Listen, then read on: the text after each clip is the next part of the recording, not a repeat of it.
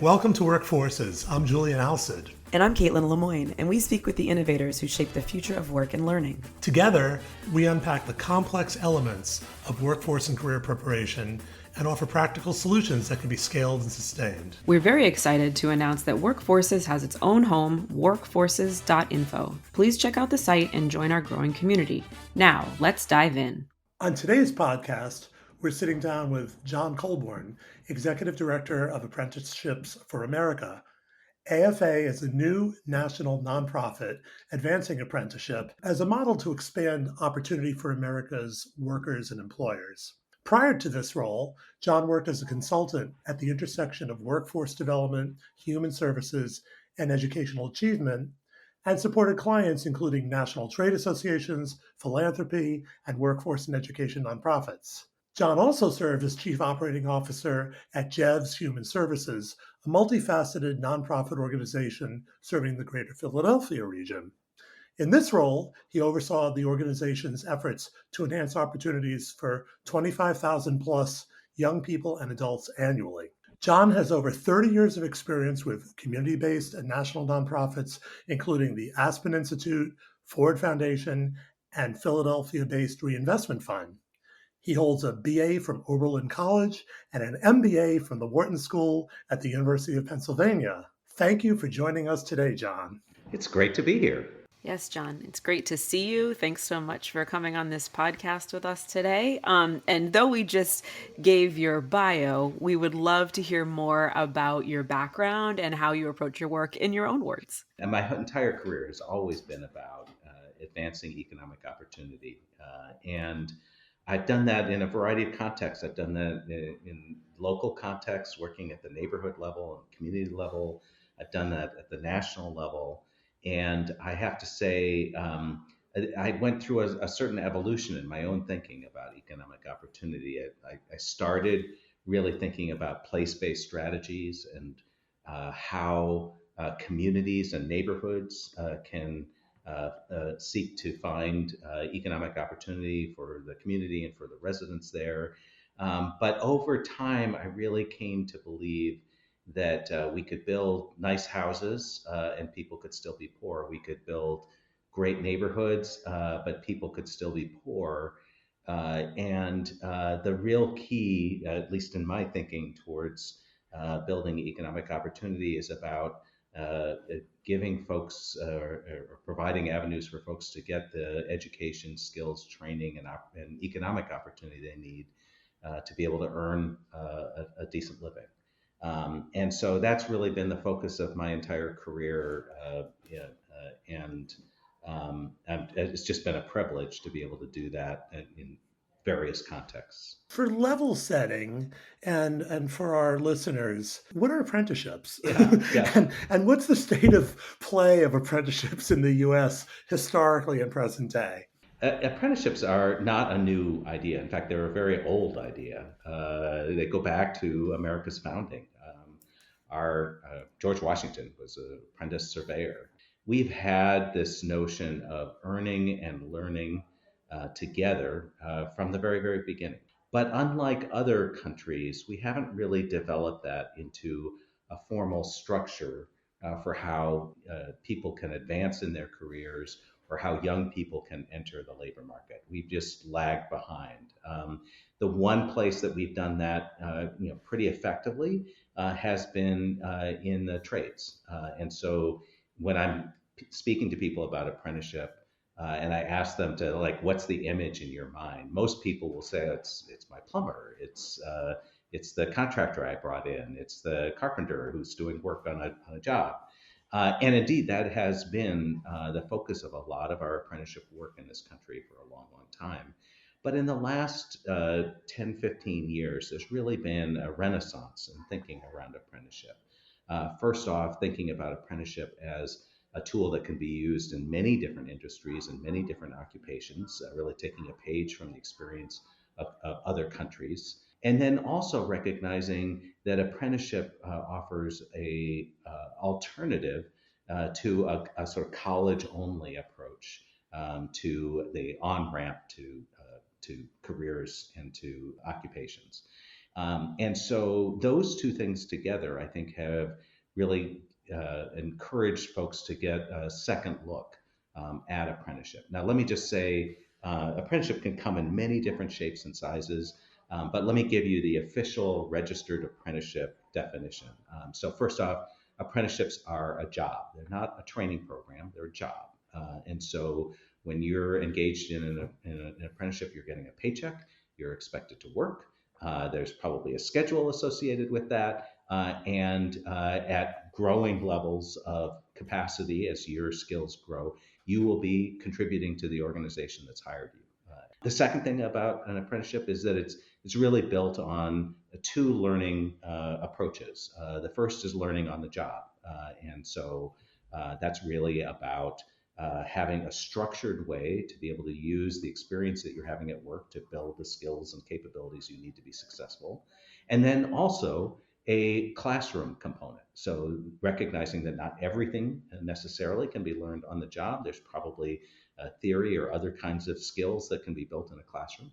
So it's a job, it's education at work, it's education in a classroom, and then generally apprenticeships are set up with a mentor in mind. So the idea being that seasoned and experienced workers in that occupation can offer avenues to be able to support and nurture the ability of the individual to be successful.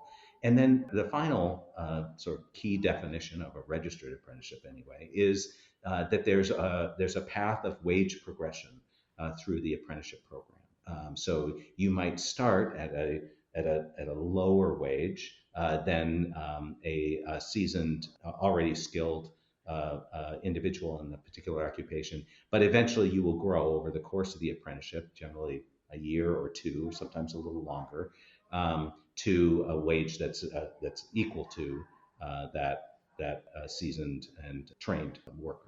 Great. Well, thank you so much for providing that introductory overview of the world of apprenticeships in the U.S. I'm wondering, if we broaden or to kind of take the lens out a bit and think about international examples, what are some best practices you're seeing in the apprenticeship space, and how can we draw upon them, or how are we drawing upon those examples in the U.S. now? Apprenticeships for America was really founded with the idea that we have this great idea, this great practice that has not scaled in this country. And part of the founding the organization was really an analysis of what was holding the United States back from having the same kind of market penetration, the same kind of opportunities available for people in apprenticeship that other countries offer. And really, there's I don't mean to oversimplify it, but really there's sort of three things that rose to the top in that analysis. The first is that every country that has significantly grown its practice of apprenticeship has invested in apprenticeship. And in the United States, we are woefully underinvested in apprenticeship. For the last 50 years, we've really decided that college was the way for people to find economic opportunity. And we've invested heavily in it, but we've underinvested in other pathways to the point now that we invest about 1,000 to 1 in terms of college versus apprenticeship support. We invest in individual college students at the rate of $50 for every dollar that we invest in apprentices. So with that imbalance, it's not that surprising that we've ended up with a nascent or underperforming apprenticeship sector.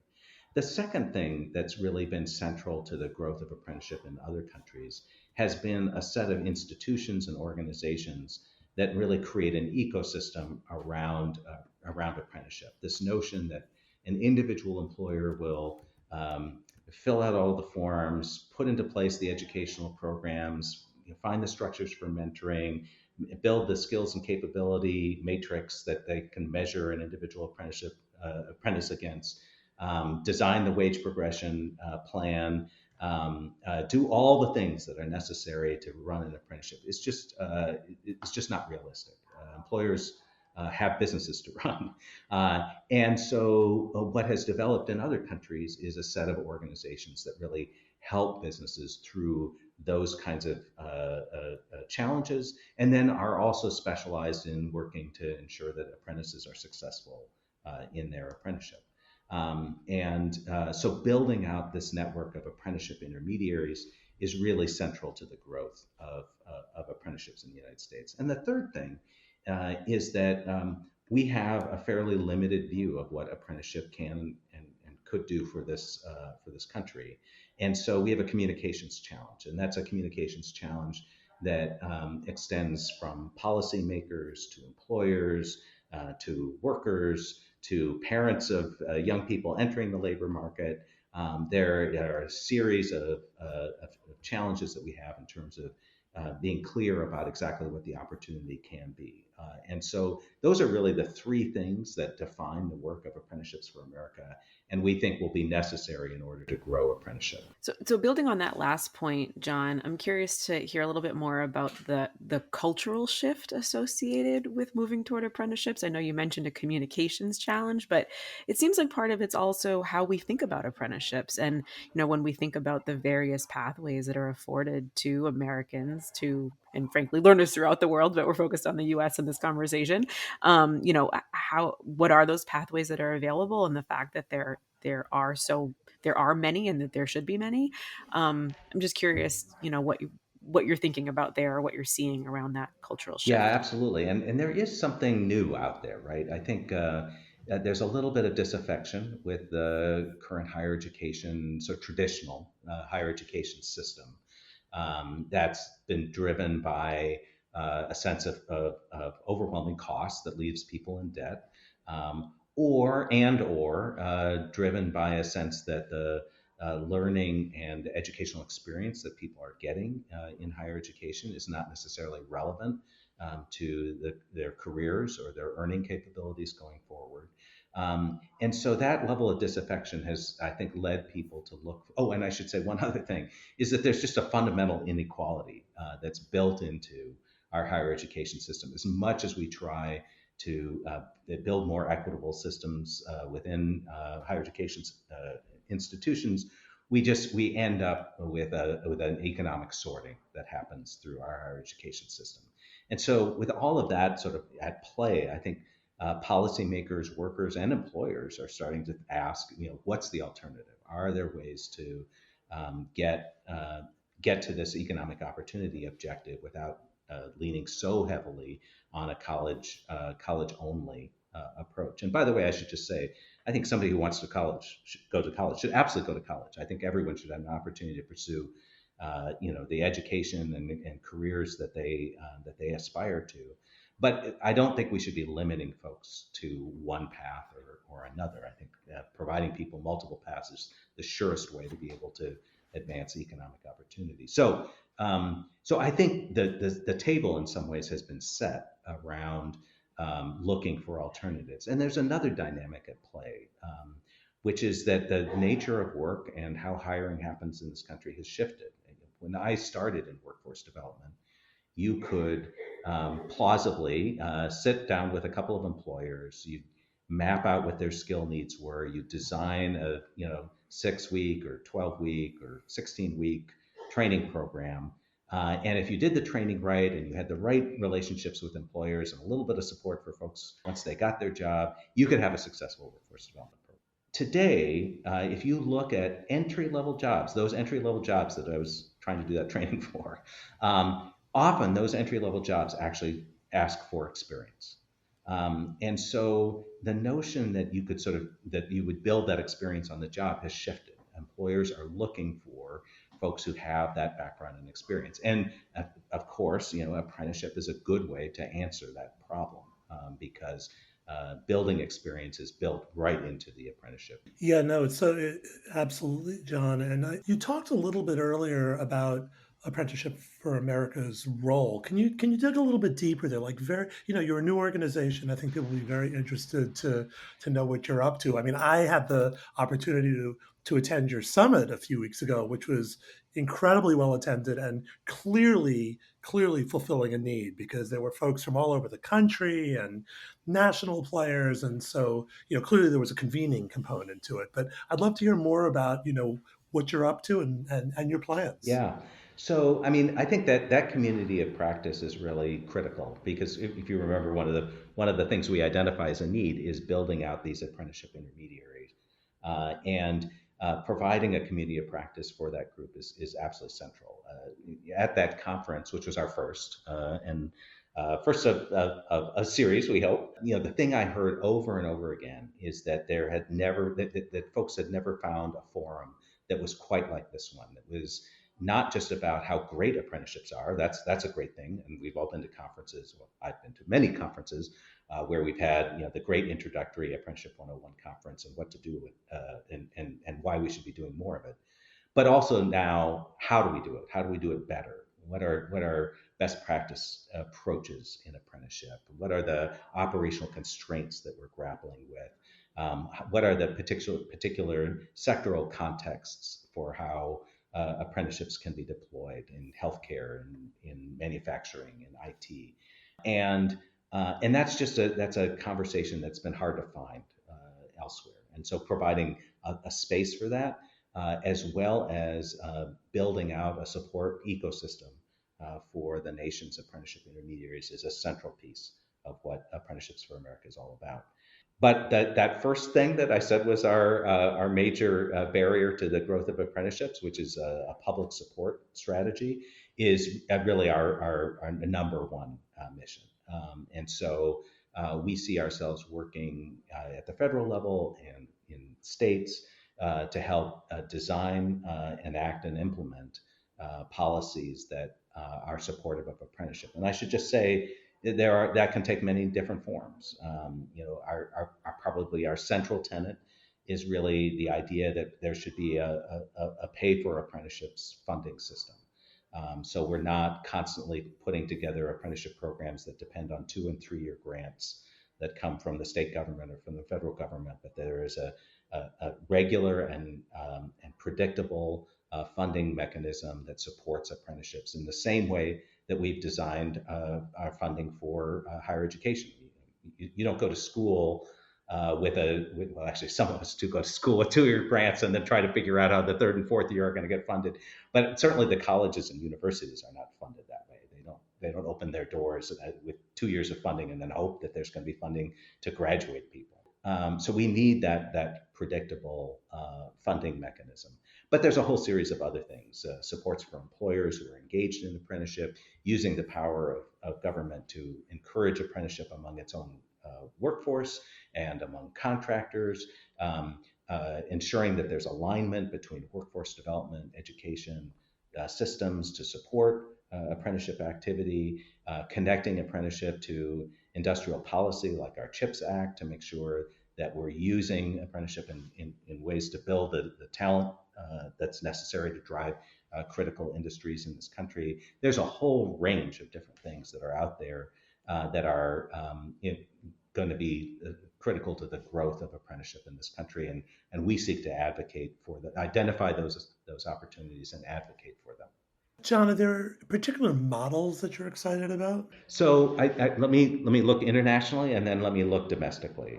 So Sure. on the international side, I think while we're still really looking to learn more about apprenticeship, we know that in countries that look a lot like ours, and let me just say parenthetically, there's been a lot of looking at the Germanic apprenticeship systems, and they're great, they're amazing. But they're also rooted in a set of industrial arrangements that just we don't have here. And it's really hard to sort of conceive of how you take some of the Swiss or the Germanic models around apprenticeship and lay them down in the United States. But in countries that look a lot more like us, we're seeing how a concerted investment effort and a prioritization around apprenticeship can have dramatic results. And so whether that's in England, in France, where the implementation of apprenticeship had a measurable impact on youth unemployment rates in that country. In Australia, we have seen these countries investing in apprenticeship. In Canada, we are seeing countries invest in apprenticeship and get much better results than we get here in the United States. That being said, there's certainly pockets of opportunity and innovation going on here in the United States. So we in particular are very excited about the Apprenticeship Innovation Fund in California, the first really scaled pay for apprenticeship effort that's out there, and that provides operators of apprenticeship programs with the kind of predictable funding mechanism that we've been advocating for. California's early experience there has been really helpful in terms of looking at how to design those programs and at the potential impact that they can have. Great. It's really helpful to hear what you're seeing and what you're drawing from, and is around best practices and models, that what we think we can learn from, as this movement continues to grow and expand. Based on your lessons learned in this space, John, what are some practical steps our audience can take to become forces when it comes to apprenticeships? So the first thing I would just say is that there are many pathways for different kinds of institutions to engage and support the development of apprenticeships in their communities. And so whether you're a workforce board or a community college, a workforce development practitioner, an employer, a labor union advocate, community developer, there's many different ways for folks to engage in apprenticeship. I think that the first thing that I would say is start with the notion that short-term training programs, the sort of train and pray approach, and the college-only approach to economic opportunity are not the limited horizon that we have to work with. That there are many different ways to think about engaging in that, and that apprenticeship appropriately should be one of them. Not for every institution, not for every, I should say, not for every industry and every occupation. But I think it's a tool that's worth learning more about, and a tool that's worth exploring in particular contexts. That's sort of number one. Number two is to make sure that the institution that you're operating in is building an environment where apprenticeship can be one of those tools you're providing. So if you're in a community college, that you can be a really critical part of that classroom experience in apprenticeship. And maybe even more. We're actually just doing a study with some of the leading community college practitioners in apprenticeship right now, and they are engaged in a wide range of supportive activities around apprenticeship. If you're a workforce development board, we've seen over and over again the power of boards to be able to use their convening power to organize employers and to focus attention on opportunities for apprenticeship, to be able to use their one-stop systems to be as recruitment tools for folks who might be appropriate for apprenticeship programs, and then to be able to use their funding mechanisms to be able to support apprenticeships. Again, because of the way they're funded, it'll be the short-term funding that we're not big fans of, but is really part of the pump priming exercise around apprenticeship. And then, of course, if you're an employer and you're experiencing talent challenges, to look at apprenticeship as one way to address some of those challenges. And I'll just say, I think as we are moving forward towards a world where or a country where there may be more apprentices in the United States, we're going to need a lot of these apprenticeship intermediaries out there. We suspect we're going to need something on the order of 4 or 5 times the number we currently have. And if that's going to be the case, then I think it's appropriate to learn more about what apprenticeship intermediaries can do, and to think about whether that's an appropriate business model for your organization. So, John, just as a follow up there, can you speak a little bit more? There was a lot of talk about apprenticeship intermediaries at your summit. Ryan Craig and Apprenticeship Nation has written quite extensively, drawing a lot on the work that's been done overseas. Can you just speak? And I know that they kind of come in various shapes and sizes and different types of organizations, serve as intermediaries. Can you give sort of a one-on-one overview of what that even means? And I should say we are not at all doctrinaire about this. There's not like one way to do apprenticeship intermediaries. Context matters a lot depending on sort of the environment you're working in, the industry you're working in, all of that. But there seem to be a set of functions, core functions, that really do work to enable apprenticeship. So the first is an organization that can be a solutions provider for the employer. can help with conceptualizing and designing what apprenticeship might look like, who can help with the registration process around apprenticeship, who can help connect apprentices with the training providers that are part of that classroom instruction piece, and who can help with the administration and tracking of apprentices through the program. Many times, these intermediaries operate in what's called a group apprenticeship structure, which means that they register one apprenticeship with the Department of Labor or with the state, and then they bring multiple employers into that apprenticeship program. And in that way are able to sort of spread the cost of that apprenticeship over multiple employers. So that's the most common way that apprenticeship intermediaries operate. And then I should say there's a further level of apprenticeship intermediary that's out there, what we call the high intensity apprenticeship intermediary. And these folks not only take on the design and development of apprenticeships and help manage them, but they actually take on the employment function as well. And in that way are able to deploy apprentices out to individual employers sometimes, but oftentimes out to multiple employers over the course of an apprenticeship.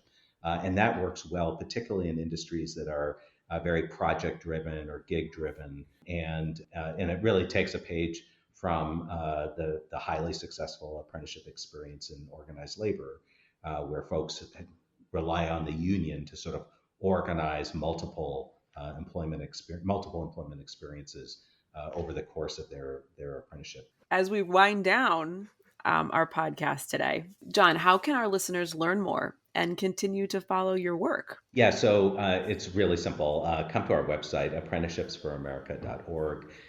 You can sign up to be on our mailing list. We send out every 2 weeks a little e-digest that will be the roundup of news around apprenticeships in the country, and also give you updates on what's happening in the policy world around apprenticeship. So love to have your participation. It's really easy to join Apprenticeships for America. Our membership is free. And by joining, you get to be part of a community of practitioners, participate in conferences, be the beneficiary of research studies and reports that we're authoring, and of course, help shape our policy agenda. And then I would just say it's not all about Apprenticeships for America. There are many opportunities to be supportive of apprenticeship in other ways. Many regions have regional apprenticeship advocacy organizations and networking organizations. And so encourage you to look for those in your region, often connected, but not always connected to the local workforce board. And then finally, just take time to learn a little bit about it. I think once you start exploring what's out there in the world of apprenticeship, recognizing that it's not just a tool for the construction trades, but being used in multiple contexts, you'll be hooked, I promise. And there'll be more for you to learn and do. Great. Well, thank you so much for taking the time to speak with us today, John. I hope our listeners will gain as much from this as I have. It's great to be here. Thank you so much, John. That's all we have for you today. Thank you for listening to Workforces. Thank you to our producer, Dustin Ramsdell. You can listen to future episodes at workforces.info or on Apple, Amazon, and Spotify. Please subscribe, like, and share the podcast with your colleagues and friends.